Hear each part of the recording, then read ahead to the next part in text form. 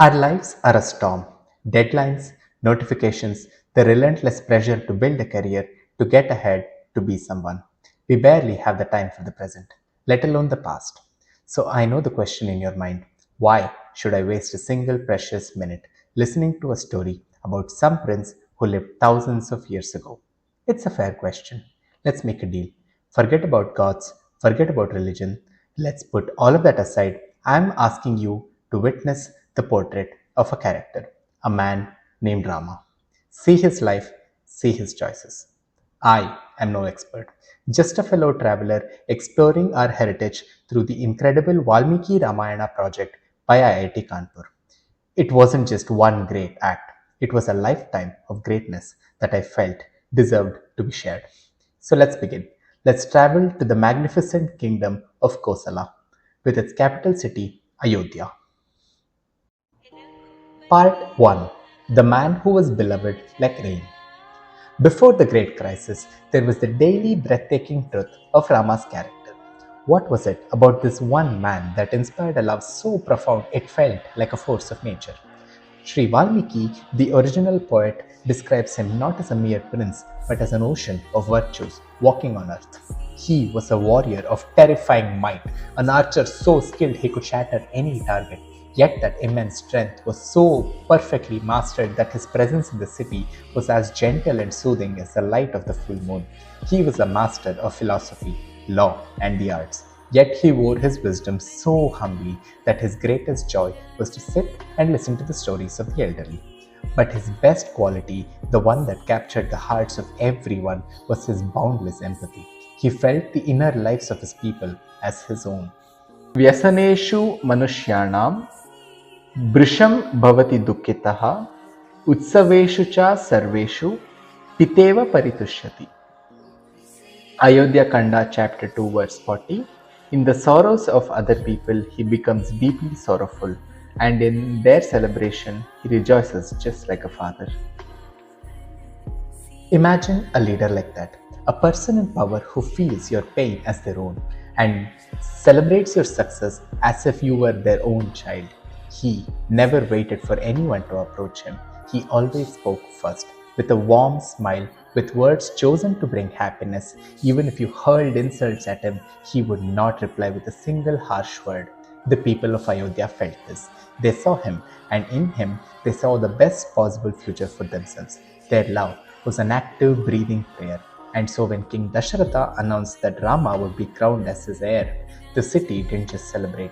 It felt like a parched earth finally receiving rain. Who wouldn't love a person like this? But in every great story of light, a shadow must fall. The queen's chambers, a maid's poison, a queen's ambition, two boons granted long ago, now cashed in like a debt of death. The demands were made, the throne for her son Bharata, and for Rama, the heart of Ayodhya, 14 years of exile, to live as a hermit in a desolate forest. King Dasharatha was not just heartbroken, he was destroyed. A mighty tree felled by the axe of his own promise, and into his chambers of ruin, the prince was summoned. Part 2: The Fire of Truth.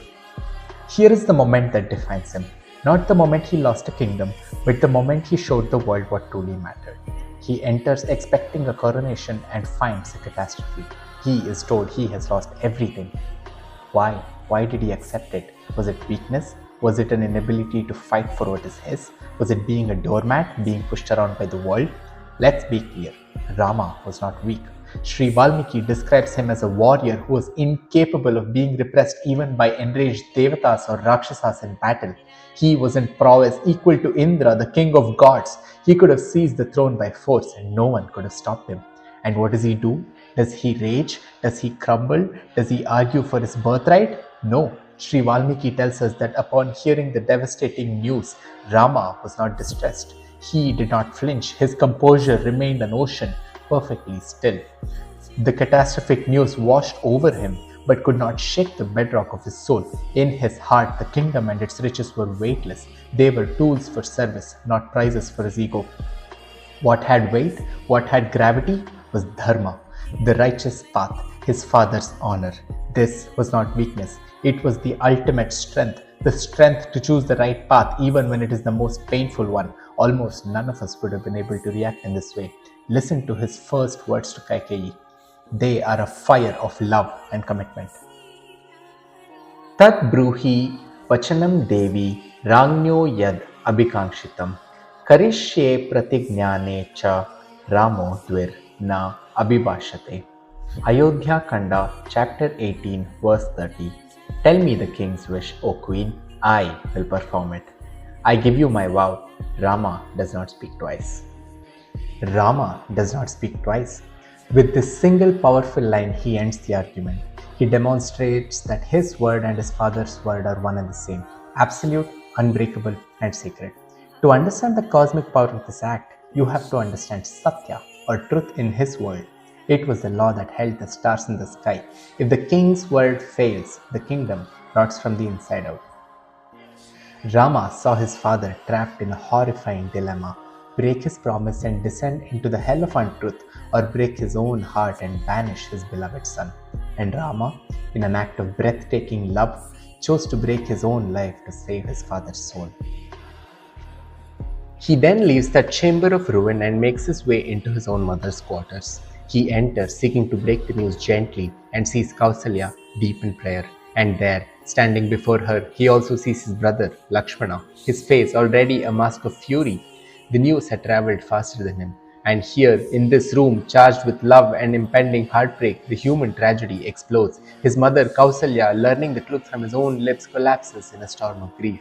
And Lakshmana, whose love for Rama was a proactive fire, erupts. He is ready to seize the kingdom by force, to eliminate anyone who stands in his brother's way. And it is here, in calming his grieving mother and his furious brother, that Rama lays out the very philosophy of his life. He explains that true power is not in a crown, but in righteousness. To his mother, he says, Nasti shaktihi pitur vakyam samati kramitum mama prasadaye tvam shirasa gantumicchamyaham vanam. Ayodhya Kanda, chapter 21, verse 29. I do not have the power to transgress the words of my father. I seek your blessings with my head bowed. I wish to depart for the forest. And to Lakshmana, burning with rage, Rama speaks not with fear, but with unshakable clarity. Dharmo hi paramo loke, dharme satyam pratishitam, dharma samshrita metacha, pitur vachanam uttamam. Ayodhya Kanda, chapter 21, verse 40. Righteousness alone is supreme in this world, and truth is established in righteousness. This excellent command of our Father is supported by righteousness. In this line, Rama asserts his dharma, not as surrender but as the highest choice, not the path of force but of fidelity, not self-assertion but self-transcendence, and in that he redefines power, not as dominion over others but as mastery over the self. The throne would have been a seat of ashes built on his father's dishonor. The forest, in contrast, became his temple. The hardship became his prayer. This is not about renouncing the world. It is about embracing a higher duty with a heart full of love. Part 3. An ocean of tears. He leaves the chambers and the full weight of the tragedy falls upon his family. He, along with the fiercely devoted Sita and the loyal Lakshmana, shed their royal silks. And as they don the simple bark of hermits, an entire kingdom begins to weep. It was the sound of the city's soul being torn from its body. The people of Ayodhya, from the oldest elder to the youngest child, poured into the streets, their lives forgotten, their purpose singular, to not lose sight of him. They ran a river of humanity flowing after a single chariot, their arms outstretched as if they could physically hold him back. Their collective voice was not a cry. It was a single soul-shattering roar of grief, the sound of a million hearts breaking in unison. Sri Valmiki gives us an image so powerful it freezes time. He tells us, as the city wept, their grief was a physical force. Nirgacchati mahabahau rame paura janashrubihi patitairabhyavahitam prashasham mahirajaha. Ayodhya Kanda, chapter 40, verse 33. As the mighty armed Rama was going away, the dust raised from the earth subsided with the tears falling from the citizens' eyes. The very dust of the earth kicked up by the chariot's wheels did not have time to settle, for it was turned to mud by the endless torrent of their tears. And as this hurricane of human agony crashed around him, a storm of love and loss so immense it could drown the world, Rama sat in the chariot perfectly still. His face was a tranquil ocean. His heart was at peace. His serene gaze a lighthouse of compassion in the midst of their despair.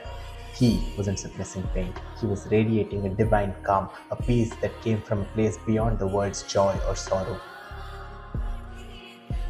It is a son's unwavering reverence for three of his parents. To Kaikeyi, who dealt the blow, he gave gentle acceptance without a single word of reproach. To his birth mother Kausalya, drowning in her sorrow, he gave comfort and a reason to endure. And to his father Dashratha, trapped in an agony of his own making, he gave the ultimate gift a son could give. He took all the pain upon himself to protect his father's sacred honor. For his people, he chose to uphold the truth of the king's word, the very foundation of their world, knowing his personal exile was a smaller price to pay than the crumbling of their trust. He shows us that you can be faced with the most shattering injustice and have a heart so vast, so filled with love, that there is simply no room for bitterness to take root. He shows us that you can be stripped of every worldly title, every comfort, every right, and still stand complete, radiant, and whole. He possessed an inner kingdom that no one could ever take from him, a kingdom built on the bedrock of integrity and selfless love for others. He doesn't just tell us how to live, he is the living answer. And that is the heart of it all.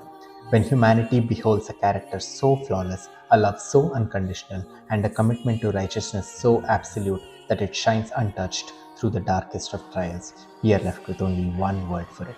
We call it divine. This is why, for thousands of years, his story hasn't just been told.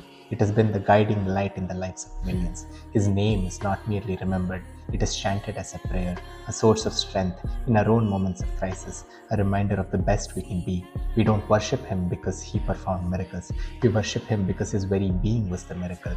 This perfect, unwavering, selfless love manifested in human form, that we call God. Jai Shri Ram.